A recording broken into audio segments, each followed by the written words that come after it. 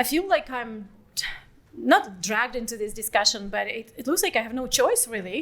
And I wish I could spend more time doing my work, because my work is in domestic violence and intimate partner violence. I'm looking into the gender, I'm looking into the domestic escalation of violence to homicide, and this is what I do. This is my research.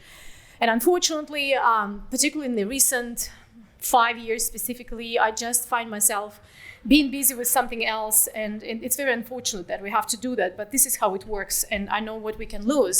So a little bit about the explanation for the rationale why I'm seeing some parallels and why it's important. I think it's important. So I was born in Soviet Union and grew up before the breakout of the Soviet Union, and then particularly in the early 90s, I went to the university. So I'm from the far east of Russia. You can see how far it is. So it's in Vladivostok on the Sea of Japan. It's a 9-hour flight to Moscow. So it's a very big country, but it feels all the same in a way that so many of us in the 90s believed that's, thank God, that's all over. The Soviet Union disappeared, and we will be free one day. Yes, it's a chaos. Yes, it's poverty, it's violence in 1994 specifically, but then we will be free. And then Putin arrived in 2000, and again there were some hopes. I didn't share those hopes. I don't know. It was like a feeling something is not right. But then in the 2000s, and then before I immigrated, left Russia in 2010. These 10 years. There was a strange feeling that something's happening, and I don't know what the end will be, but what happened is that we lost our freedom. So that was the period of 10 years when we were slowly, step by step, losing our freedom. Freedom, just because, and I clearly remember every single thing we were asked to do, or every single decision was made. But for example, at some point in the mid-2000s, Putin decided to put his own people from Moscow as our presidents of our universities. And those people were not always the best academics. They were mostly loyal to the government. And then at some point, students started complaining about something that they heard in the course, and one of those courses I taught, so didn't like the theory, and they immediately go to the dean and they say that they don't think the theory when women can choose when to have children is a good theory, so they wouldn't feel comfortable hearing those. I taught sociology of family at the time. So, and slowly but surely we started losing this freedom again in 2009. So then the Secret Services came for me at that time. So it's a former KGB or currently Federal Security Services.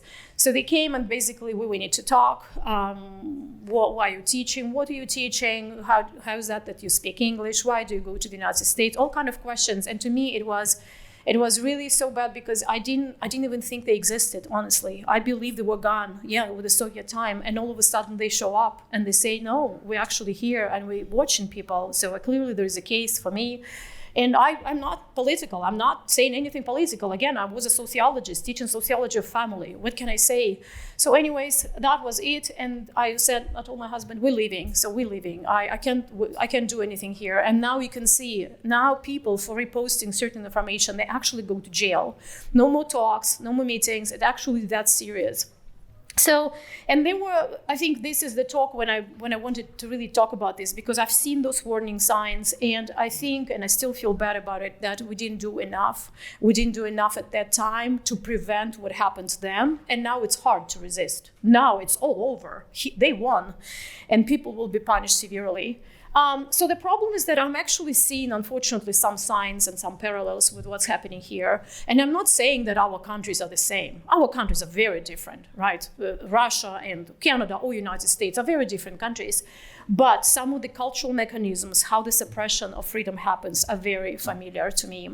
So that is why what I wanted to say, the first question, that is really, is ideology so harmful for science? Is it really bad if the government actually interferes in our institutions?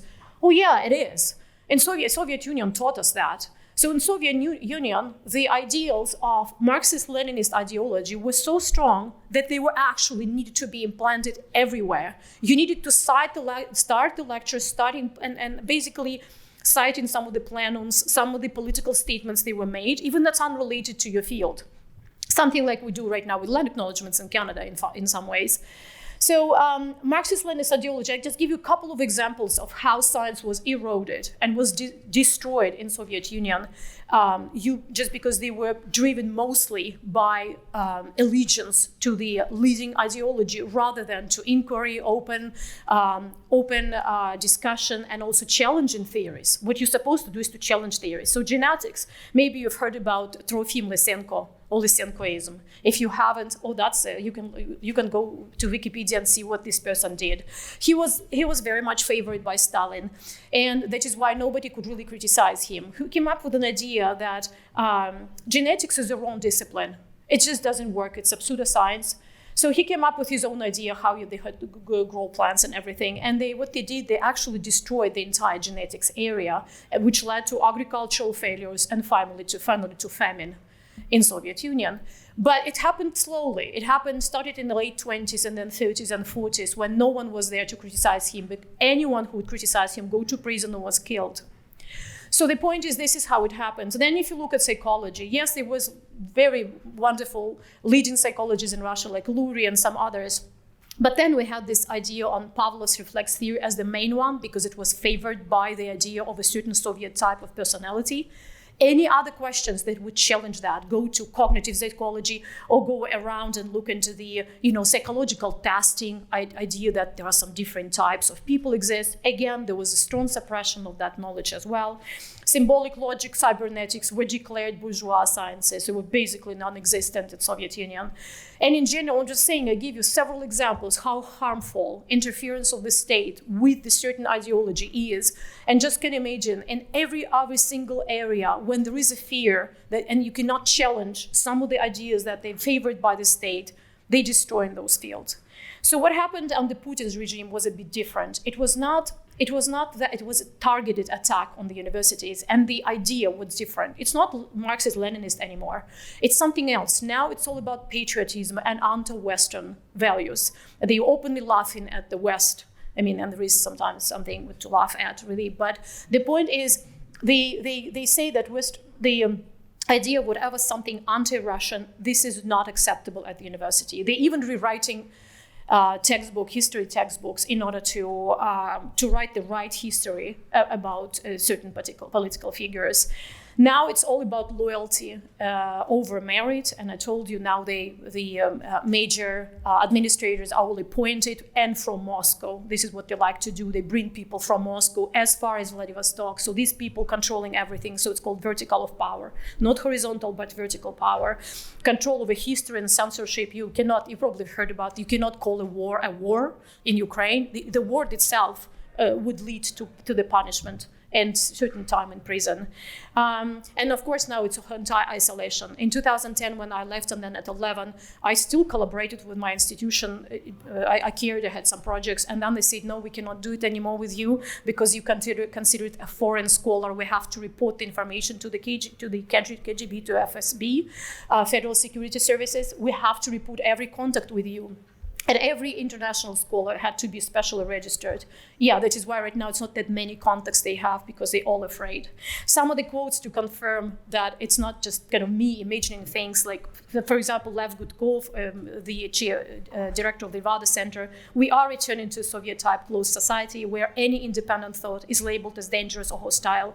The methods are subtler, but the effect is the same, fear and isolation. And then Maria Eisman from Laurier. Universities like courts are no longer spaces of independent thought. They are instruments of loyalty and conformity. Those who dissent must either stay silent or flee. And again, at this point now, they're basically saying, just go away. They say it clearly, and I was told the same thing. Don't like it here, go. Nobody keeps you here. And then the new Russia is a mixture of Orwell and Stalin, with the internet as a tool of surveillance and not freedom. And that's Boris Akunin, a Russian writer. So, and then imagine coming to the West with the idea that, okay, it's bad, we lost our freedom, and it's difficult to resist and fight. Coming to the West with the idea that here people respect freedom and they fight for freedom and they're not afraid. And then this is something I wanted to mention. One, I'm not sure if you've heard about this book, Higher Superstition. It's 1994, quite an old book. I've heard about this in early 2000s when I was still in Russia.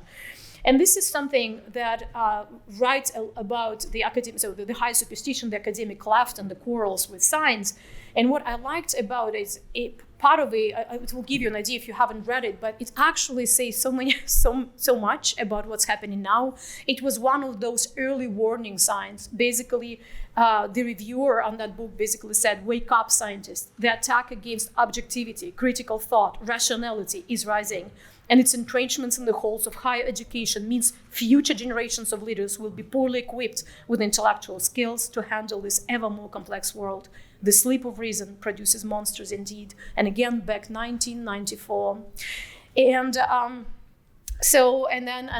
unfortunately, it looks like not many people heed that warning.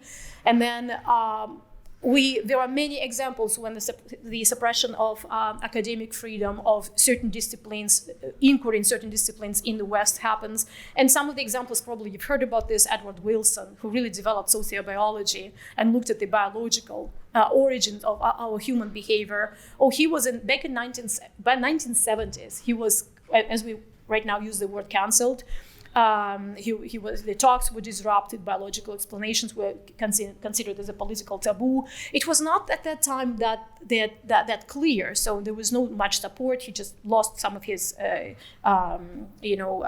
power at the time. But the point that happened. So there are some roots of basically canceling people for something that people don't like. Philip Rushton, and that's in Canada. So this is, it's in the United States, the person who really looked at research areas as race, IQ, brain size. Some areas just taboo. You cannot touch those areas. And yes, he was condemned as pseudoscientific and racist. And during the DLM movement in 2020, some of his papers were retracted, even though they were published years before. In social and natural sciences, there are so many questions. I will not even give many examples, so people canceled over, arguing there are only two sexes, and those who argue that there are different causes for inequality, and so on.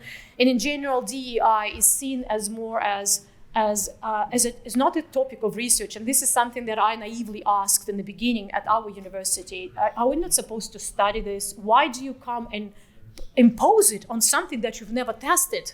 What is this thing? How do you know? We usually look at empirically proven evidence information. Where is the evidence? But people just don't ask this question.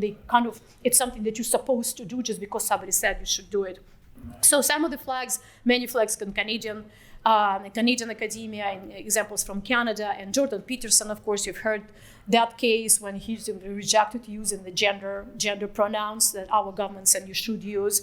He paid his price. He also left the university. He felt very unwelcome there. Ricardo Duchesne in Canada, the person who wrote the book Canada in Decay, criticizing immigration policy and multiculturalism, he was forced to early retirement.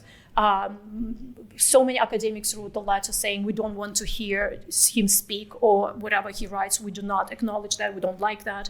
Or Indigenous studies, this is a big area in Canada. Frances Widdowson, one who wrote a book about criticizing Indigenous activism, was fired, a tenured professor in 2021. There were many other reasons cited in this case, but basically that was a major one.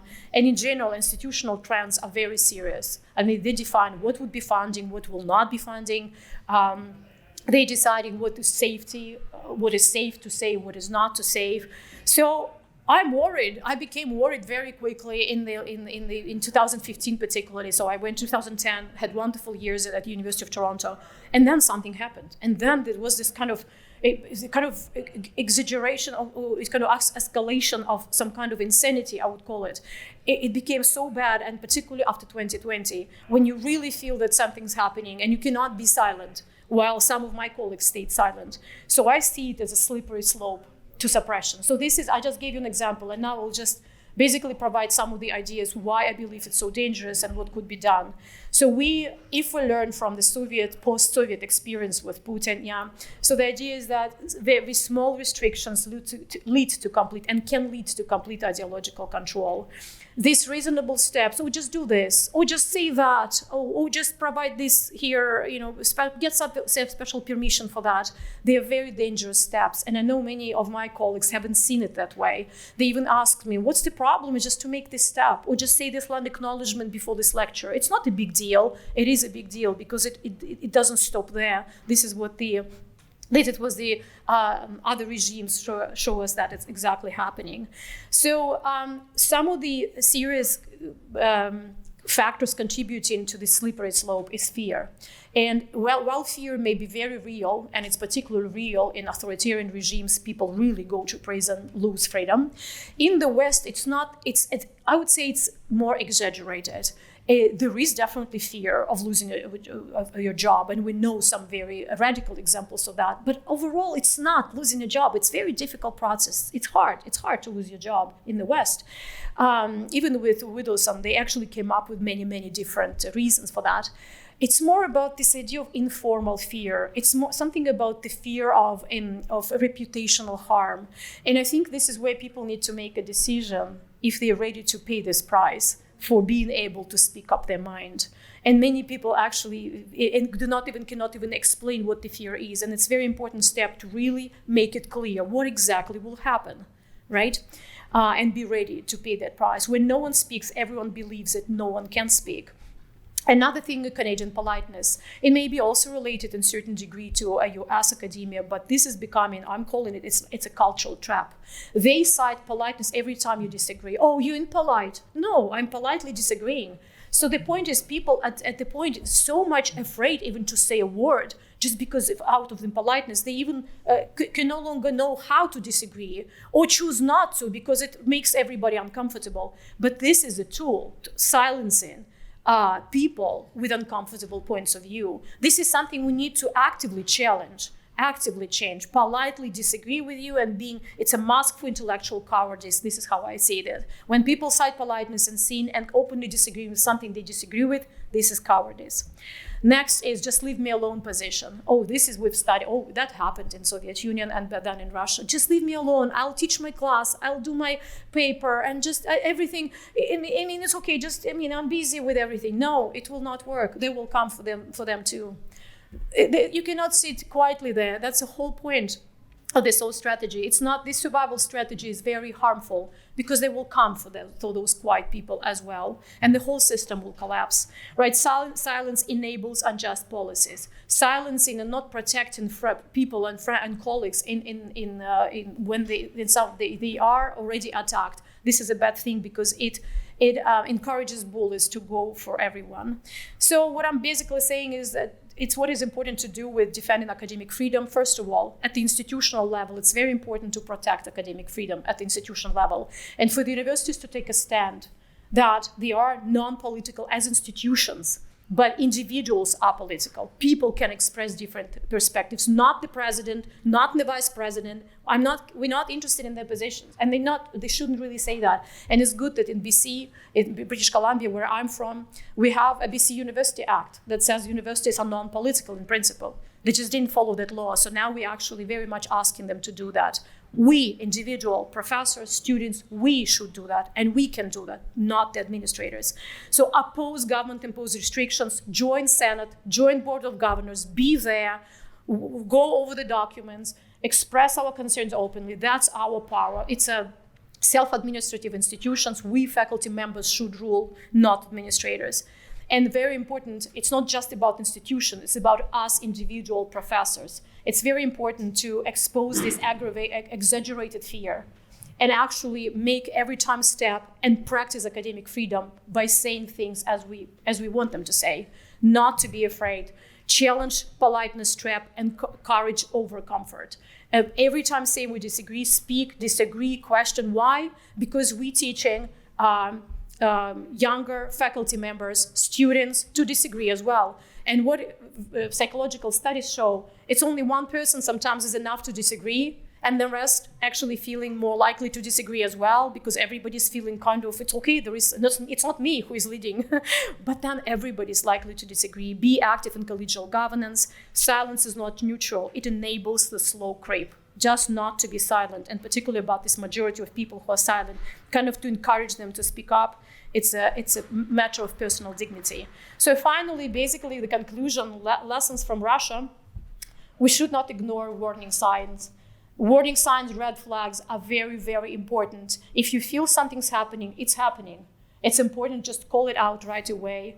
Academia in Canada, the United States right now, in some ways, in crossroads. It's very important if as John Tomasi right now said, if we're really getting and saving the institution, or it becomes something else, or they just disappear altogether. We need to return to our core mission, pursuit of knowledge, and all constantly remind our administrators that it's academic mission what we're pursuing here, and be brave about it.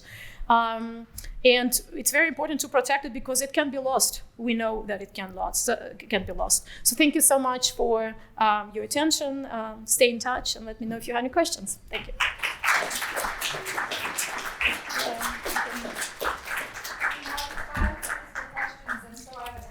Skip your preamble and get to the question. Yeah, thank you. Yeah. Go ahead. Oh, yeah, please. Yeah, no, that's okay.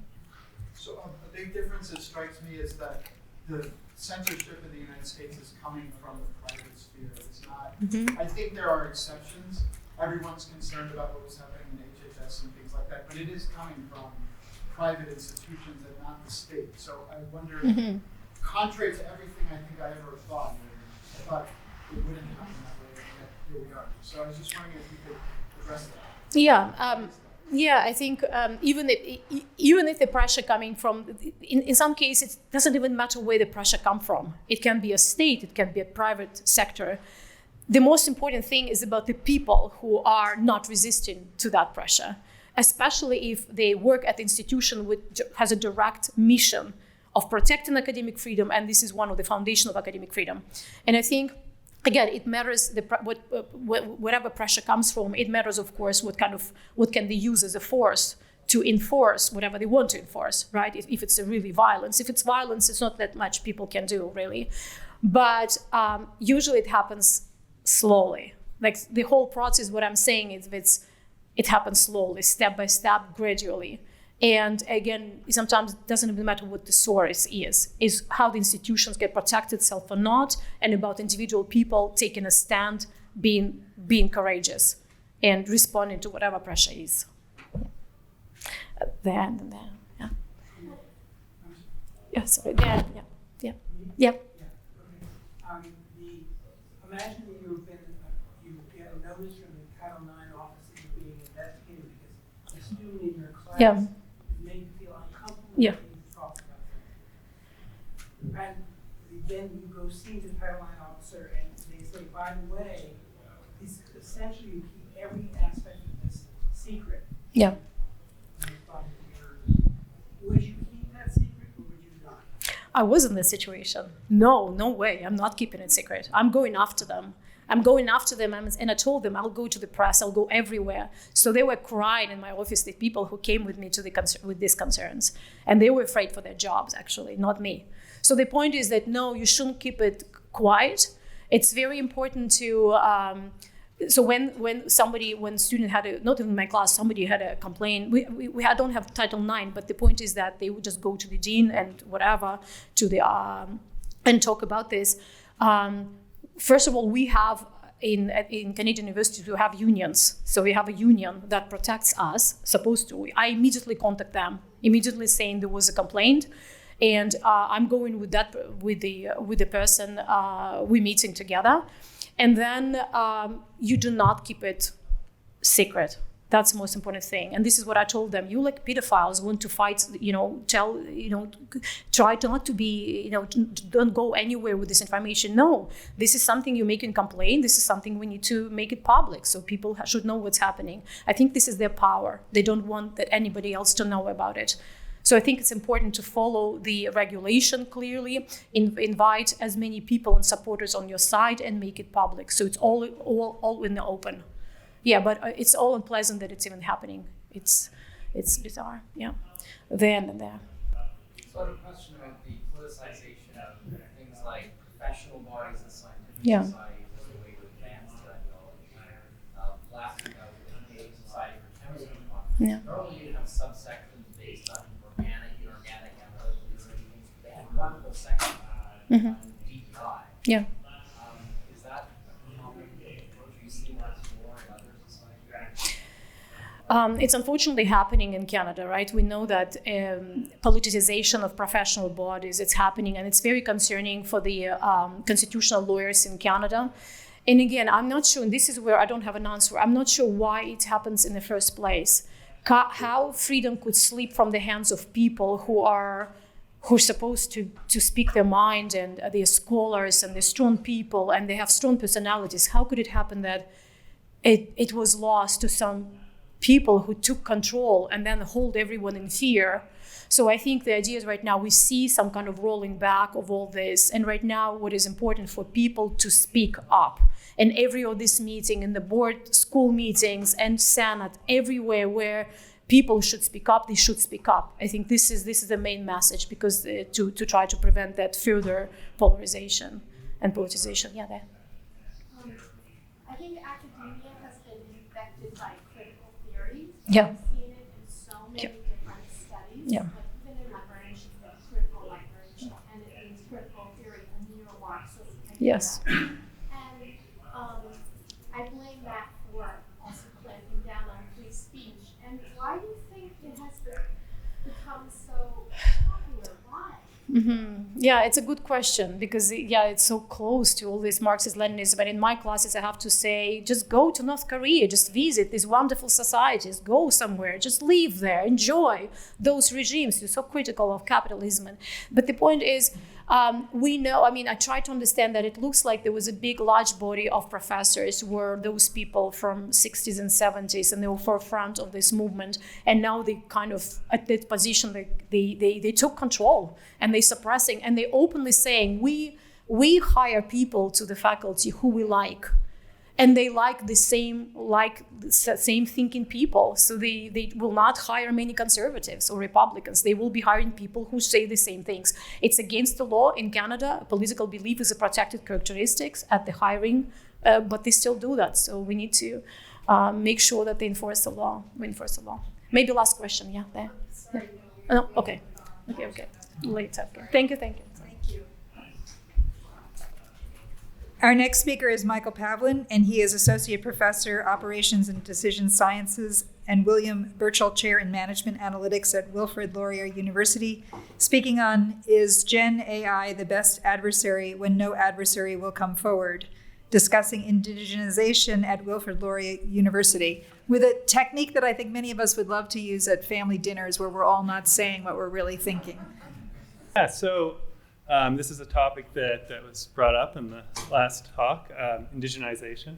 This is the second Canadian talk, so I'll give a little bit of an outline of why this is such a hot button issue, and one that I think is one that, or why we felt it was something that really needed to be discussed on campus. Just a quick little bit about myself. Yeah, I'm at a business school. My background is in computer science, and I generally don't deal with particularly controversial topics, but I've had the pleasure for the last few years of working with Jeff Horseman and Will McNally, who are here as well, as with our campus community, our HXA campus community, Laurier HXA, and doing our best to sort of expand the discourse on campus and try and get people together to talk about, to try and facilitate and discuss topics that we believe are really important, given, again, the last talk, to bring forward and have a robust and rigorous discussion and constructive discussion around. Let me get started here. Let's see if we got this. Okay, so I'll go through it's going to take a little bit of time, our experience with indigenization and this sort of our one-sided conversation that we were kind of stuck with. I'll talk about our GenAI-based solution, a little bit about the concerns and some sort of just a very briefly into some of the technical issues surrounding building something with GenAI to try and represent in an accurate and responsible manner perspectives that one would that can effectively and fulfill these goals of having an AI adversary to build a more effective and events and explore topics further.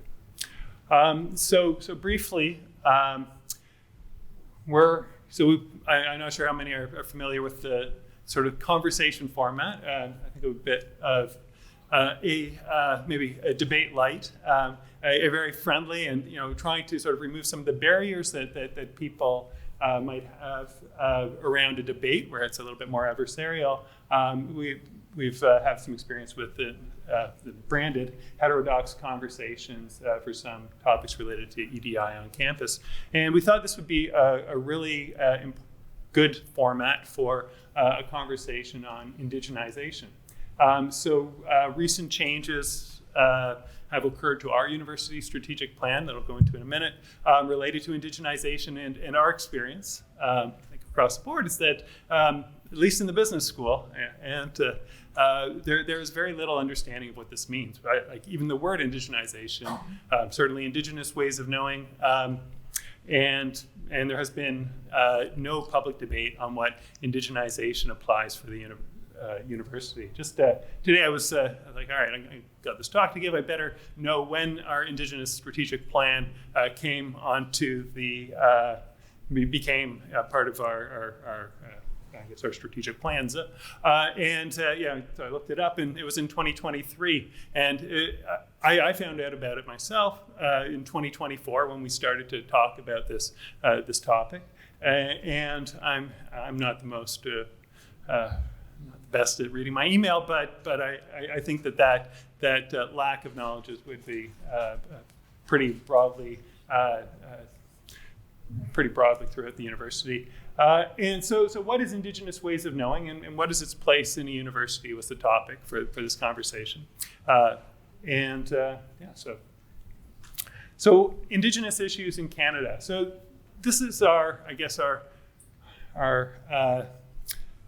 it occupies a very unique role in Canada, and a role that similar to race issues in the U.S. It would, and it's accelerated sort of along the same trajectory. And certainly, there's been a truth and reconciliation process put forth by the federal government in a report in 2015 that's also helped to sort of accelerate this process. Many governments and institutions have sort of adopted allied policies and objectives in their documents, and dissenting views are often discouraged. And just sort of at the extreme of this, just as a little bit of evidence, there's a bill before Parliament that would outlaw residential school denialism, right? So sort of allowing denialism, certainly doesn't have the best of histories, and so that word. And so it's something that is often used in that sort of context, sort of our original sin here. So it is a controversial issue, and it is now being more and more a part of our universities through a position and a process of what is referred to as indigenization. Again, we're still not quite sure what this means, but it's something that we do want to dig into.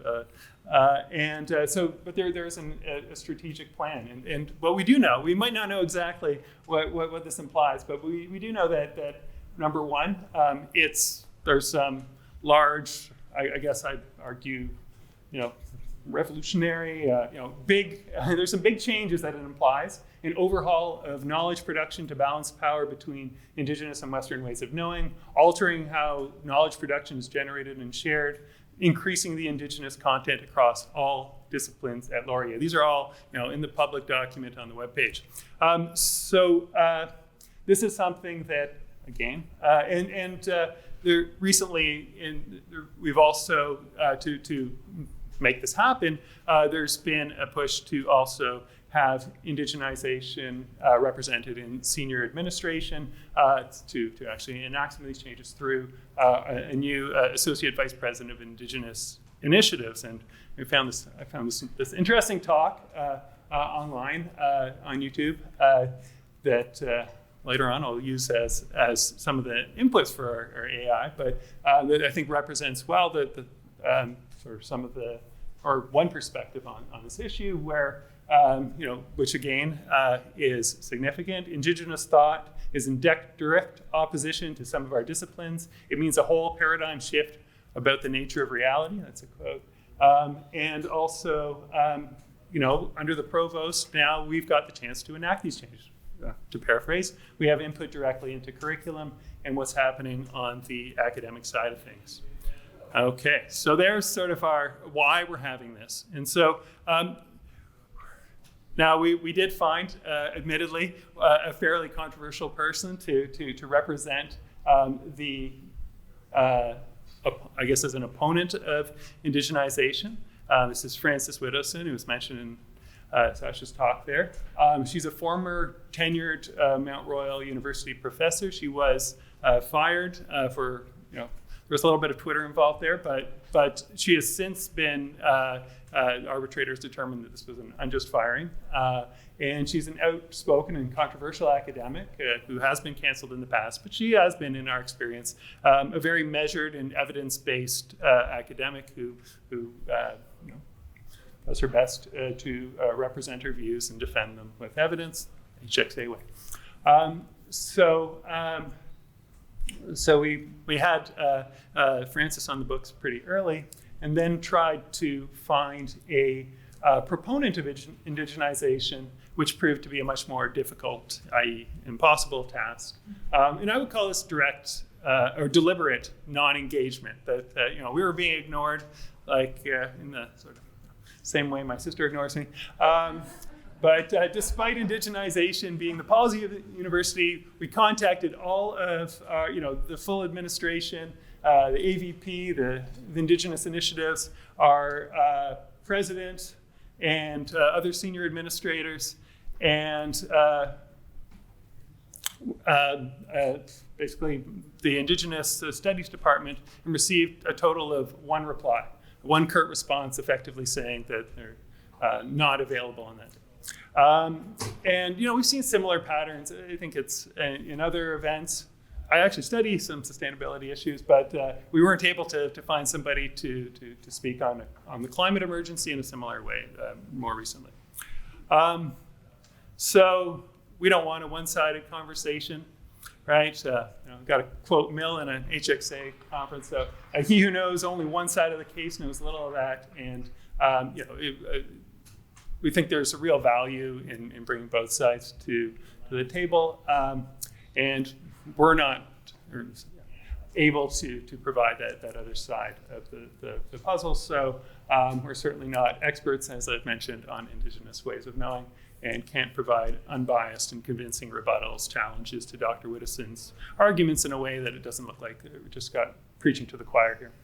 So our bright idea was that through a careful and transparent methodology, we would use a large language model, a ChatGPT, right, to challenge Dr. Widdowson's argument in a way which reflects the administration's perspective on indigeneity. So here's our LLM solution. We have a prompt explaining the goals of the event, or explaining the event and its goals. It's going to be a conversation. We're going to try and be constructive, and we're going to try, et cetera. Then, this is important, I think, in terms of these architectures, ingesting and summarizing opponent source documents and the proponent source document, bringing in the thing that, the perspectives and having, not relying on the background knowledge of the LLM. Summarizing those to provide some opportunities for review throughout the process. And then finally, our prompt generate us some great questions that are going to challenge our opponent, in this case, is who's doing the speaking, Dr. Frances Widdowson, point of view. The two documents that we found were to sort of represent the 2 points of view, one was a transcript of a public YouTube talk by Dr. Frances Widdowson, Indigenization Destroys Academic Freedom, to represent her point of view. And then, because we wanted to generate these beforehand, and then on the proponent's side, a transcript of a public YouTube talk by our AVP of Indigenous Initiatives called Decolonizing Laurier, which is where those two quotes came from earlier, and details I think his perspective on how to move the university forward. So here's just an example of the last prompt there. Given the perspectives you have just described in these summaries and the knowledge that the speaker will be very critical of indigenization and indigenous ways of knowing, please generate a new and very challenging line of questioning from the questioner to the speaker. So it generated 18 questions. Again, we wanted to be as transparent as possible and sort of limit our interactions and this is the output we got. So this is one of the questions. You've criticized indigenous ways of knowing as lacking the rigor of traditional academic methods. Can you explain how you determine what qualifies as rigorous knowledge and why you believe indigenous knowledge cannot meet the standard, particularly when it has demonstrably contributed to scientific understanding? So I'll get back to sort of maybe some of the shortcomings of that question in a little bit. In particular, it's a little vague, maybe, but the event went smoothly. You can watch it on YouTube if you're interested. Look up Laurier HXA Widdowson, and you'll find us. Measured in methodical academic seminar, maybe a little dry, but in this case we won't complain about that. Readings of GenAI questions by Will read the questions, and then they were each addressed in turn by the speaker and followed by questions from the audience. It was successful, but again, it lacked some of the vigor and kind of rebuttals that would have been nice in a conversation.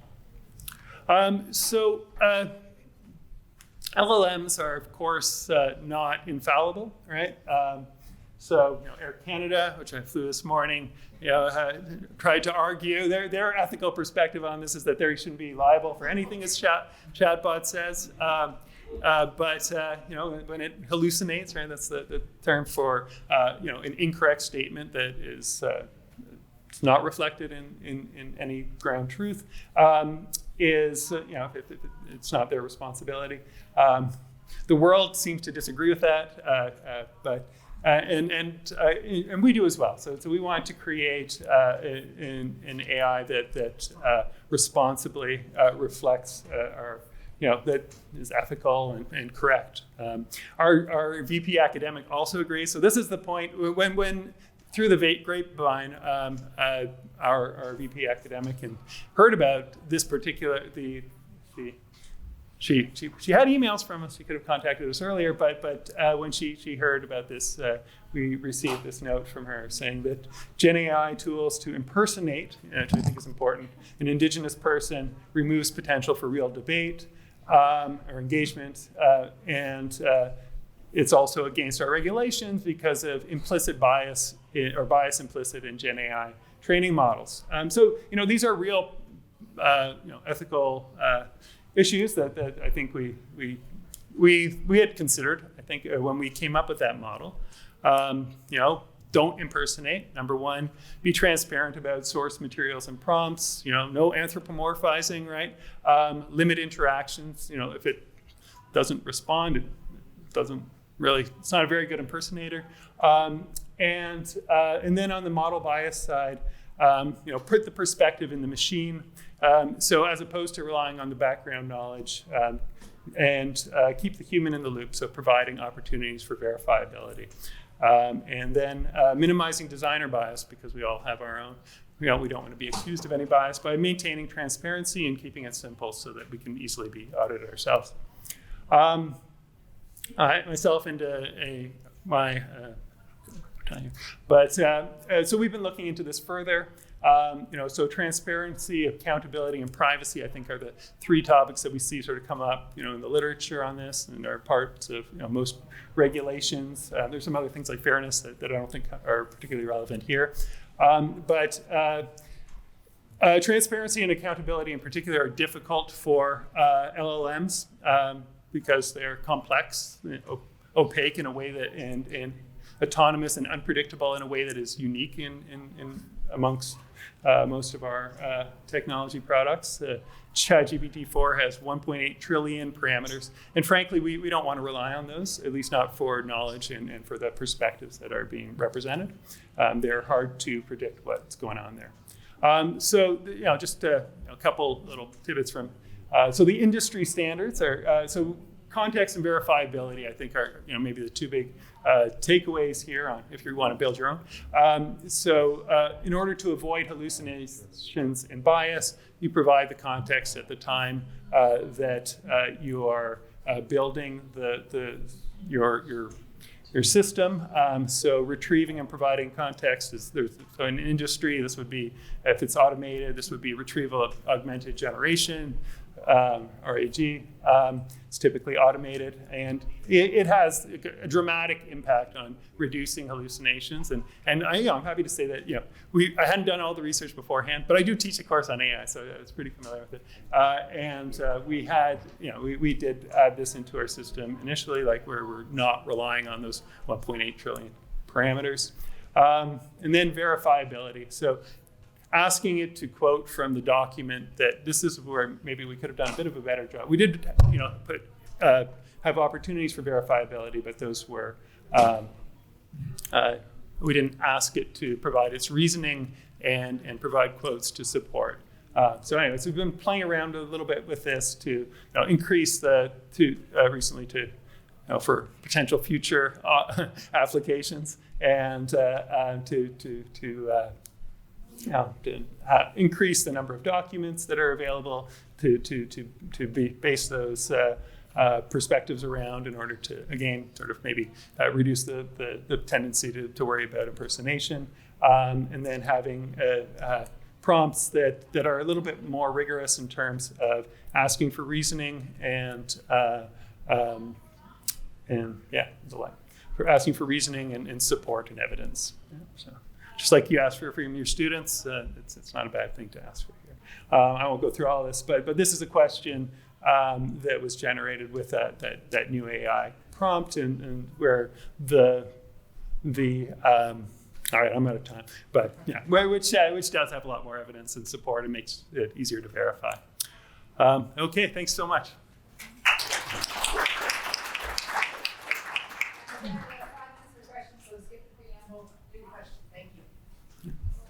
Question.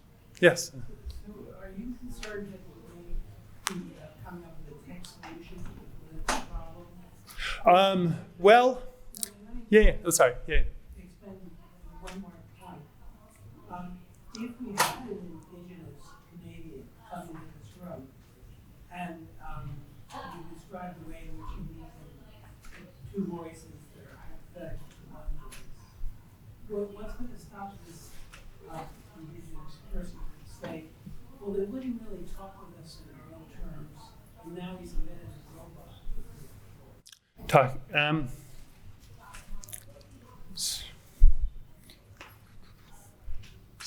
I'd be very willing to speak with that person, and I think we would. We're looking for people who on your own terms. I don't know, how I would phrase that. In general, inventing a robot and sort of that impersonation question, I think that's kind of what you're concerned with there. I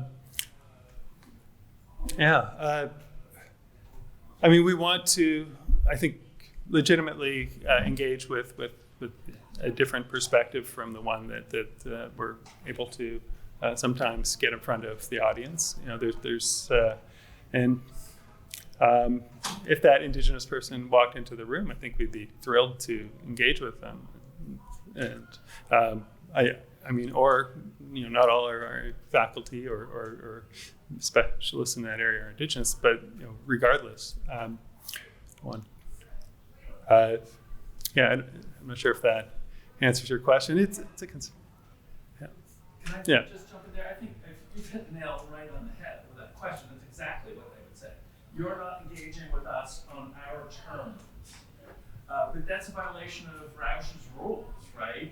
No one gets the final say, and no one has a particular set of knowledge over any one topic. So we should be able to engage with these people from a scientific point of view in a humble way, but they're insisting on it happening in their on their terms, the decolonization terms. Yeah, I would say that we're abiding by. We're looking for a very collegial interaction here. That I say opponent and proponent, but I think the conversation model that we're looking for is not. We're not really looking for winners and losers. Sorry, go ahead. Just wanted to speak to that point why the people did not want to come forward. Yeah. Working with a lot of African American colleagues, there is such a tax put on them in terms of what they're asked to do, represent. Yeah. And I don't think we've been noticed. Yeah, I agree. Well, I with that in particular, that certain groups are asked to perform different roles in the university. We're asking for our VP academic and our AVP. That is sort of its role, right? This isn't necessarily a faculty member that's being asked to go on every grant to represent a particular perspective. This person is theoretically responsible for representing this view to all faculty members. And I think, and if the rest of the faculty doesn't understand, and I would say that this isn't unique to, we've had the exact same problem with sustainability. So I recently ran a conference on sustainable business, which was aligned, I guess, with the status quo in of green cars and reducing emissions. And there I was able to easily gather a large number of academics to sort of discuss their whatever contributions they have. We recently, as an HXA event, had a questioning on whether it's an emergency. Should children, should people stop having babies which is, a year or two ago, there were a bunch of stories on that. Should children, do we need to worry about this as an existential threat? And there we were able to get 0 people to support the fact that it is an existential threat, or even that it's an emergency that needs to be dealt with through, serious regulation. And, I'm sympathetic to that cause, but, I don't think it's unique to Indigenous issues.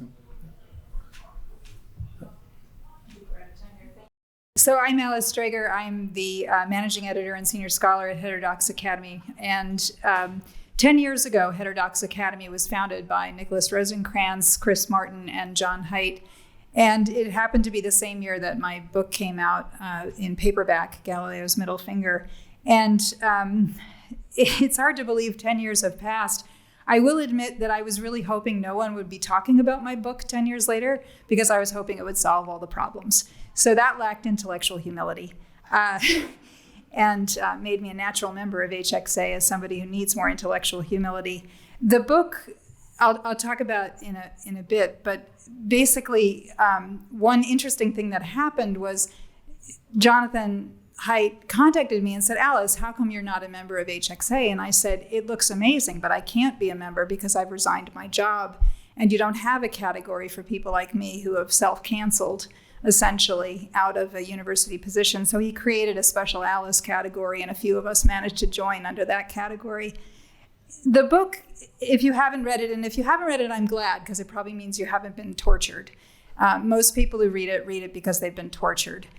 It's a book about the prehistory of cancel culture. It begins talking about the work that I did in intersex activism for ultimately about 20 years, and trying to change the medical system for children who were born with atypical bodies.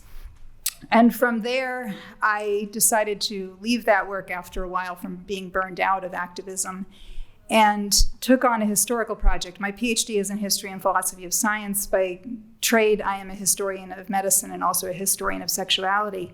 So I became aware of this controversy over a book about transgenderism and feminine males, The Man Who Would Be Queen, by Michael Bailey at Northwestern University. And as it turns out, I was just at that moment transferring from my job at Michigan State to Northwestern University's medical school. And what had happened to Bailey was that he had published this book, and I'm going to just give you the short version. A group of transgender activists came after him and tried to basically destroy him. And I was very interested in this historically because I knew people on both sides, and they seemed to have completely different versions of what had happened. So as a historian, this is a fascinating problem. So I took about a year and interviewed about 100 people, went through about 1,000 sources. And I expected to tell a he said, she said story where it would have been a misunderstanding about how we think about transgenderism. As it turned out, the people who came after Bailey, 3 activists in particular, had basically framed him. They had made up various claims. They had used all sorts of clever activist techniques, including techniques I myself had used, to come after him and essentially attempt to destroy him. So knowing that they would do this to me, I had 2 choices. One was to throw out a year's worth of research and be a coward, and the other was to proceed forward and to realize it was probably going to wreck my life. Being a bit pig-headed, I chose the second. And also I didn't want to throw out a year of work. I published the work and they began to come after me. And this was about in 2008. And at the time, the Google algorithms were much more easy to manipulate. And we were dealing with people who were computer experts.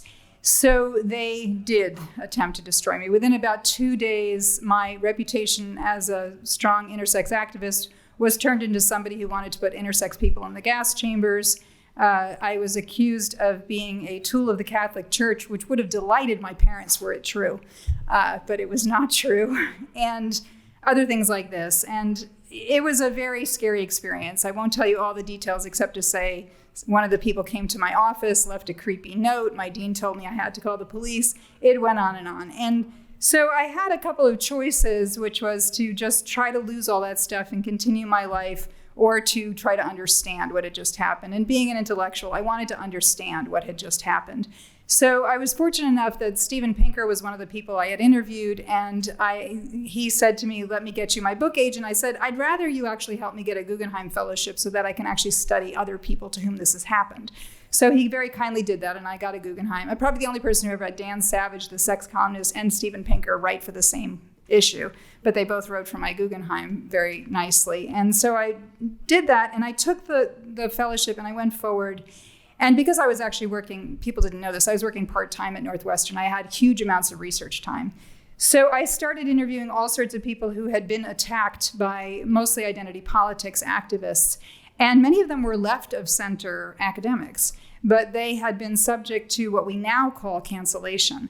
And so Galileo's Middle Finger is a journey through that experience of trying to understand how do we preserve the value of activism? That is the very democratic value where there is a critique on power.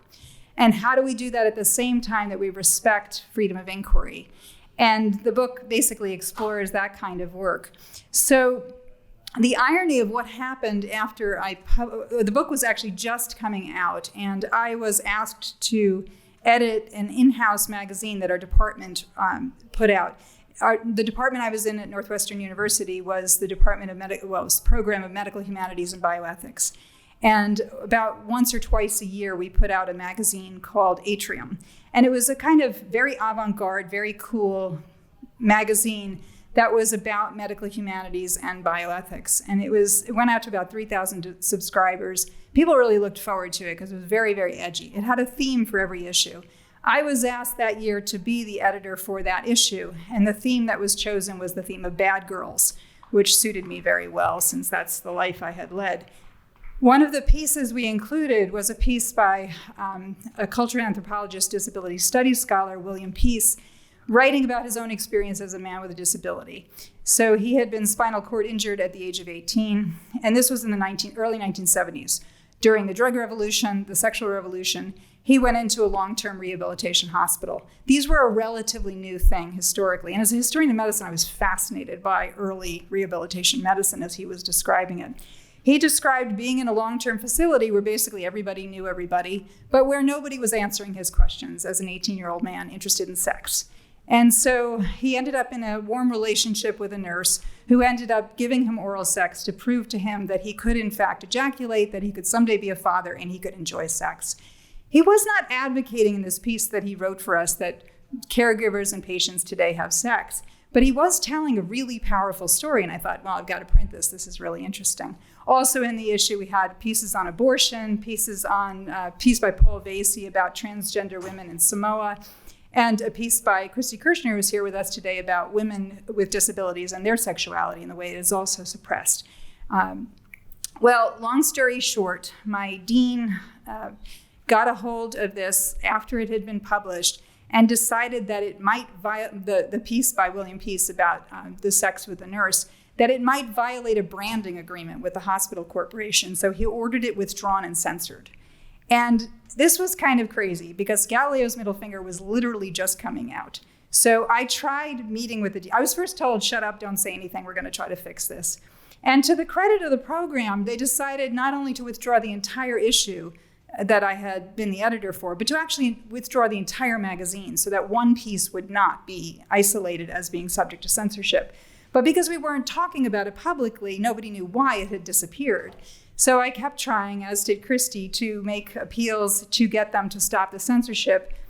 And after about a year, which for me is a very long time to put up with bullshit, after a year, Christy resigned and I resigned as well, my position at Northwestern. So we both left Northwestern University under what I consider a tragedy of censorship.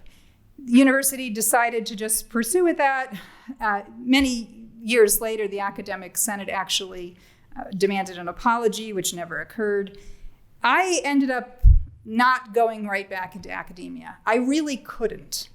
What was happening at that point was I was not only known as somebody who would call out a dean and a provost and a president for BS, I also had the transgender activist community constantly on my ass everywhere I went. So I was giving book tour lectures about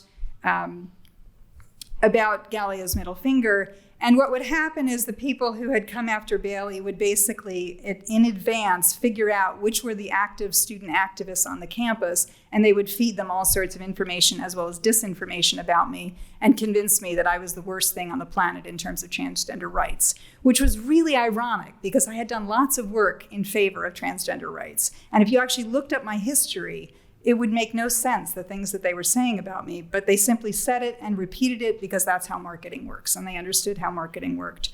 So I would do things like, just as an example, go to Wellesley College and have 200 students protesting the talk that I was given and have students yell particular things at me. And it was pretty impossible for me at that point to go back into academia. So I lived an academic adjacent life where I was doing research papers. I was also writing for mainstream venues. I wrote for The Atlantic for their health section for a long time, wrote 7 pieces for the New York Times sports section, weirdly, about sex and sports, doing that kind of work. But I was also very actively doing peer support work, which was not too difficult for me to do because in the intersex rights movement, we had developed ways to do peer support for people with intersex. It's a rare condition. For me, it was people who were being canceled. And so word got out that I would talk with people who were actively being canceled, and my number was basically just passed down the way. And so it was not uncommon for me to just step out of a family dinner to try to talk somebody out of collapsing completely, to make sure that they had connections to mental health professionals, that they went to the hospital if they were at the point of suicidality. Frequently, I was talking to people who were, sorry, I'm tearing up a little because I'm thinking of some of these conversations, people who were very actively having their entire lives destroyed over the course of 24 hours. And it was horrifying what was happening to people. I did not only talk to academics, I talked to politicians who were subject to extraordinary things. I talked to actors, I talked to novelists, people whose lives were just being destroyed actively by having said the wrong thing. And that was obviously very meaningful work, but it was also extremely depressing. So the way I actually kept myself busy was I accidentally started a newspaper for the people of East Lansing where I was living, and it became a successful newspaper. So I was actually secretly an investigative journalist for local news for 10 years because it gave me something to do while I basically regrouped. I also, in that period, suffered depression, as a lot of people do who are repetitively canceled. And to tell you a funny story, I was actually canceled by a group of archivists. which you would think would not happen because librarians are supposed to be for everybody's freedom of inquiry, right? But what happened was I was writing for the Chronicle of Higher Education, and the Chronicle knew I do humor pieces. And so the Chronicle called me and said, we want you to do this piece. We're doing a guide to going into the archives for graduate students. And we want you to write the opening piece, and we want you to write about stereotypes of archivists. It's supposed to be a sort of get to know your archivist. So write about the archivist who is very outgoing and won't leave you alone while you're trying to do your work. And write about the archivist who acts like she owns all of the material and you have to satisfy her in order to get to the actual books. And I knew all of these types because I spent my life in archives. So I wrote this really funny piece and they loved it. And they said, we've got one more idea, write about this type too. So I wrote that type and I gave it to them. We all loved it and they published it. And a group of archivists decided that I was the nastiest person in the universe because I was making fun of archivists. And they actually started, I'm not making this up, actively canceling me on Twitter and making sure that I could never go into an archive again. Now, going into the archives was the last thing I had left. And while I can laugh about it today, and this is actually the story I tell people who call me while they're being canceled. Once we finish with their story, I tell them this story to give them a laugh.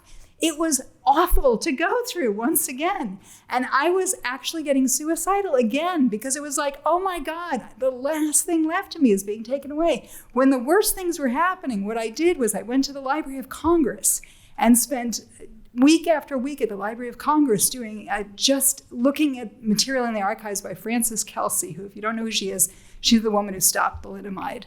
And she, just reading her stuff and reading what had happened to her gave me all this hope. But having the archivist come after me was a hell of a thing. And the Chronicler of Higher Education refused to tell everyone publicly that they had told me exactly what to write and I had simply written the piece. They decided to throw me under the bus by publishing this very scoldy piece by an activist about how bad I was for having written this piece. At that point, I stopped writing for the Chronicle as well, because I couldn't take writing for that sort of thing. So when I think about what's happened in the last, by the way, this job came open at Heterodox Academy, and for the first time in my life, I thought, here's a job where I'm actually going to be rewarded for having gotten in so much trouble in my life. I thought, nowhere else would I actually have an advantage to the job because I've been such a pain in the ass. So it was really exciting to get this job. And when they told me they wanted me to create a new periodical for them, I pitched them a magazine. I will tell you the secret that if you look at Inquisitive, which is the magazine we put out, it is Atrium, only it's Atrium about censorship. So I took the magazine we used to do at Northwestern, and I now made it about open inquiry and viewpoint diversity and constructive disagreement. So it actually is a magazine that fights censorship in the work that it publishes. And that feels really, really sad. I think I'll send it to the dean one of these days. But when I look back, just to sort of have a reflection in terms of what we've been through, one of the things I think we don't consider enough is the way that social media has destroyed the academic system. I mean, I don't think destroy is too strong a word. When academics started participating in Twitter, and I was one of those people, I had a Twitter following of like 35,000 people before I walked away from Twitter, and I walked away from my own mental health. When academics started participating in Twitter, we started behaving in a way that was non-scholarly. Let's face it. We started behaving in a way that became very reactionary.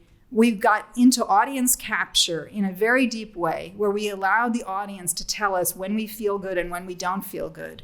We were drawn into debates with each other because debates increased the number of feedback we got that felt good. All of the ways that people like Jaron Laurier describe the endorphin rush that is caused by the algorithms of social media occurred to us because we are human. And it's really hard to overestimate just how bad things like Twitter have been for the way that we talk to each other as scholars, the way we talk to our students. The algorithms, as has been described by the people who study them, the thing that makes them so dangerous is that they are not designed for any particular thing other than to make money in the end. And the way that they do that isn't purposely evil, right? It's not that the people writing the algorithms say, I really want to screw over a lot of people. Instead, what happens is they basically just have the algorithm figure out what's the thing that keeps us coming back. And tragically, the things that keep us coming back are anger, anxiety, and division, tribalism, basically. So if we allow our scholarship to get into those spaces, that is exactly what happens. And that is what has happened over the last 10 years that has made it so much easier to cancel people, that has made it so easy to destroy people's lives, and has made it really frightening to say what you're really thinking, what you're really researching, what you're really questioning. I mean, one of the things I love about coming to HXA is I never know what I'm going to hear. But more importantly, I never know what I'm going to think, because I'm hearing things I don't hear anywhere else. And that seems really tragic. What's happened within the academic systems has happened not simply because the left has gone and created silos and ended up with monoculture. It's happened because the social media system has encouraged that kind of siloing for all sorts of points of view. And that's the one that's happened within academic systems. So just to wrap up, what is Heterodox Academy trying to do to try to help this situation? Our members do really important work. And if you are a member, thank you. And if you're not a member, talk to me about why I think you should be a member. We try really hard to do things like work on institutional neutrality, which I know is often a misunderstood concept. But the whole idea behind institutional neutrality is to stop people like my dean and stop people like the provosts and the presidents from taking positions that really are not a position that is about the mission of the university. If the mission of the university is to promote knowledge and to promote the sharing of knowledge and to promote the benefit to humankind through the search for knowledge, then they shouldn't be getting involved in all the kinds of things that are the controversial topics. Unless it's specifically related to the mission, we ask that they not do that, specifically so that faculty and researchers and students can do what they have to do to go where they have to go, even when they're talking about uncomfortable things. You know, when I first came to Northwestern, Henry Bynum was actually in power. And one of the things that happened was there was an electrical engineer, appropriately named Butts, who kept denying the Holocaust. And, you know, it is terrible to deny the Holocaust. It seems absolutely outrageous. But every time he did it, we would get a message from Bynum that would say, he's wrong. He's absolutely wrong. He's not a scholar in this area. This isn't his area, and he's wrong. But I'm going to defend his academic freedom to say this because I defend all of your academic freedom to say what you have to say. That was an extraordinary university to work in. And that's where we need to go in terms of going to that kind of university, where administrations actually respect academic freedom at that profound level. As John just talked about in his keynote, we're working really hard to try to think about cultures of open inquiry. That means we have to work on policies like institutional neutrality and fight back against laws that are trying to ban particular topics, for example. But it also means that within universities, we have to really take seriously how is it we move forward and create cultures that allow people to do the kind of work that they have to do. So I'm out of time, and since I'm the timekeeper, I have to shut myself up. Thank you. And we have a few minutes for questions if anybody wants to ask a question. Yes?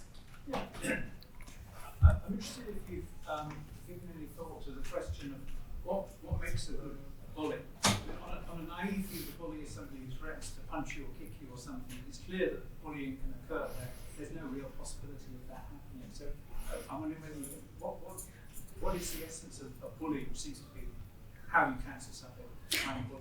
Yeah, I mean, one of the dangers is that everybody accuses everybody else of being a bully. So I try not to use that trope too much because I think everybody who raises a criticism ends up being called a bully, and that becomes a problem. But if you want to think about how do you effectively silence someone, it certainly helps to have an identity that other people believe is such a fragile identity that you're allowed to say whatever you want to say. And that's what happened for a long time with the transgender activist community, was the idea among the left that identity was so beleaguered and so difficult that you cannot have any kind of criticism that is an illegitimate criticism or that is simply a lie. You have to believe. I mean, the whole idea, for example, of believe women, oh my gosh, don't believe women, right? Like, yes, acknowledge all the disparate disparate troubles that women go through, that we are subject to much more violence, that we're subject to much more problems in terms of dealing with the healthcare system.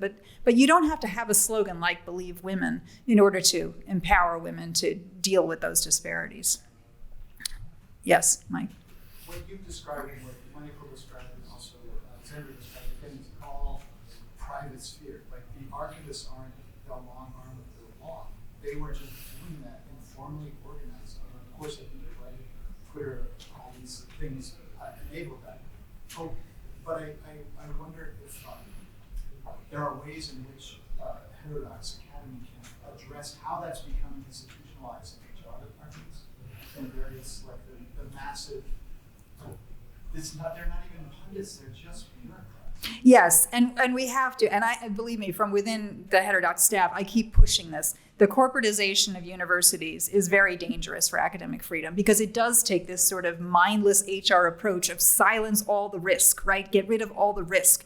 And risk is that's what academic freedom is there for, is those risks. And that dampening down of risk is definitely a problem. I mean, I didn't talk about the dangers coming from the public sphere, but with the Trump administration, for example, basically saying gender is outlawed as a concept, sex research now is under enormous amounts of pressure from the right in a way that it's historically always had some pressure from the right, but there's been pressure from the left as well. So there are public sphere dangers that I think are very real and that we will have to deal with increasingly in the future. You had a question? I was just going to mansplain something to you. Go for it. Believe all women. Yeah, all of them. Believe all women. Okay. I'm not sure what a woman is anymore because I've been told I don't know.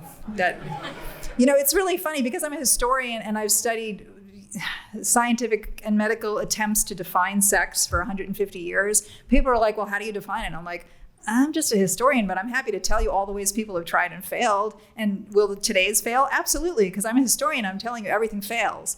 But nobody wants to hear that. Yes? After John Frey our talk, I asked him, but isn't there a tension between two things in your talk? One side is a kind of evangelical calling for to meet a certain immediate crisis. And the other is freedom of inquiry, which sounds, motivated by what's on the inside. You could be, you can do freedom of inquiry without anybody else. You don't have to change the world if they're let to do it. And it seemed to me there was the same tension between, in your talk, between, the sins of the last 10 years, which I agree with, the deplorable sort of assault on what academia has been, thought of education. But it's also hard to know how you reconcile those two, that sort of. There are huge tensions here. And if you heard John sounding a little bit like he's still working it out, that's because we recognize this is actually complicated. And that's why we want all of you in dialogue with each other and with us. And in the next year, I've been promised we're going to be talking a lot more in groups with our members to try to parse out some of these ideas. And it's actually why Inquisitive exists, because people recognize that these ideas are actually complicated in practice. And yes, there is a tension. There are all these tensions, right? So I believe in freedom of expression. But there has to be limits in where expression occurs and how it occurs, right? I believe in freedom of expression, but I don't believe in a professor being able to stand up, for example, and scream at an ethnicity, members of a particular ethnicity in the room. I mean, that's harassment, right? So we have to work out these ideas, and that's part of what HXA is there for, is working out these ideas. But the call, the evangelical call, is something I think a lot of us feel, where we feel like our universities have ceased to be places where people can really ask really challenging, really difficult questions. And we have to be able to do that again. In part because as soon as you're afraid of things like the dean coming down on you, you're already doing the work of censorship for them. And, if you read the book on tyranny, in some ways, you can hear that sort of voice in your head within university systems where you're already knowing what it is you're not allowed to say. And so you literally never even let yourself say it to yourself. That is enormous, and Alexandra was speaking about this. That is enormously problematic when we've reached that point. I have to stop because that's the end of the session, but please stay around so people can ask questions. And thank you so much all for being here today.